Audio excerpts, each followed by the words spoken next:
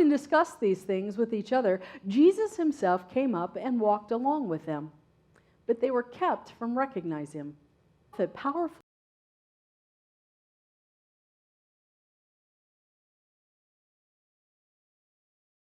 in word and deed before God and all the people.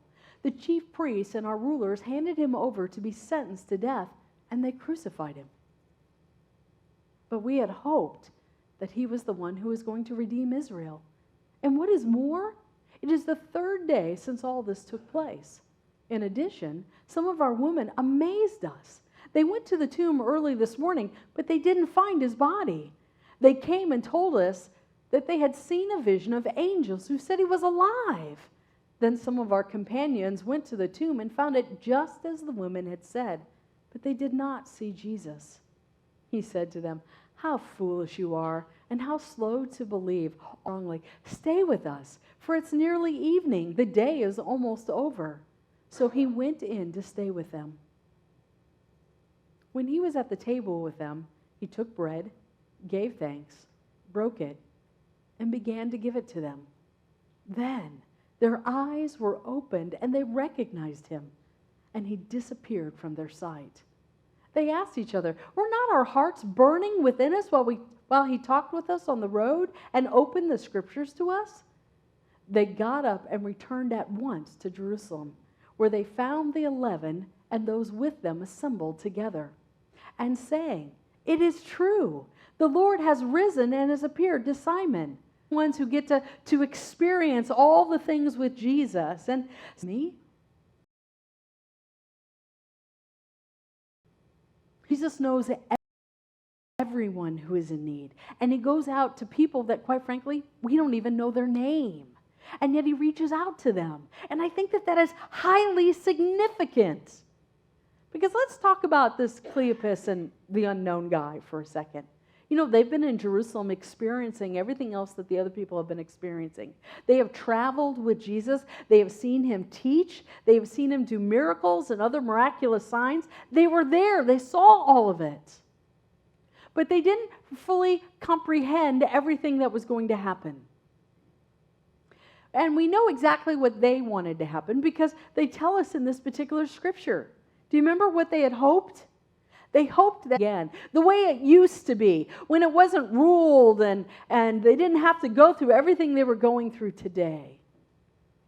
But that didn't happen.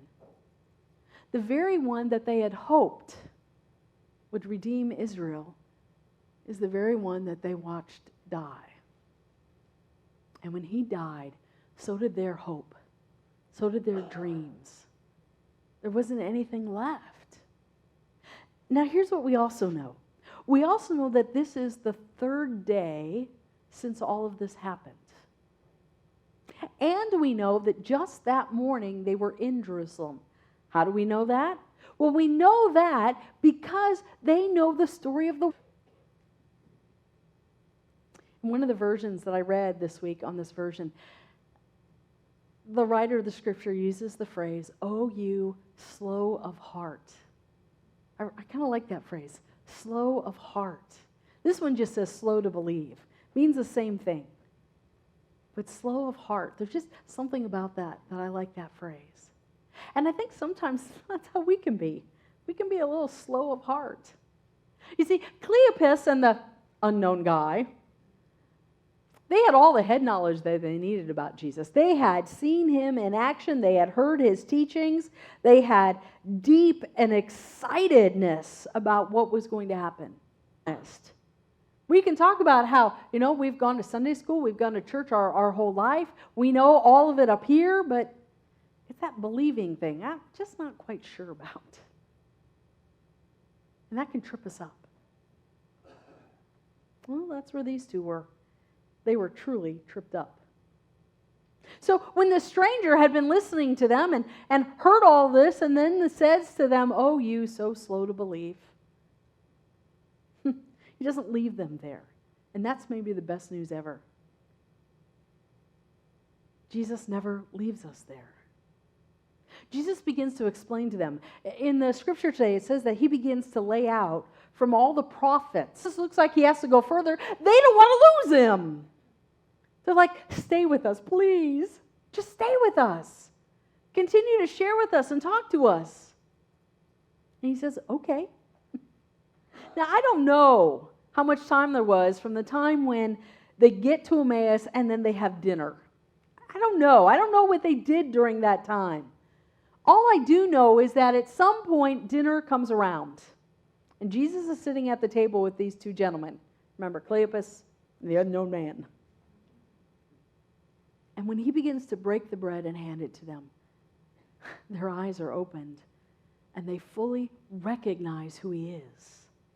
And then are so excited about this that Scripture says they get up and immediately head back for Jerusalem. How many of you are going to go back 7 miles after you've already walked 7 miles and it's dark? That's how excited they were. It says they headed immediately back to Jerusalem. And when they got to Jerusalem, they found the other 11.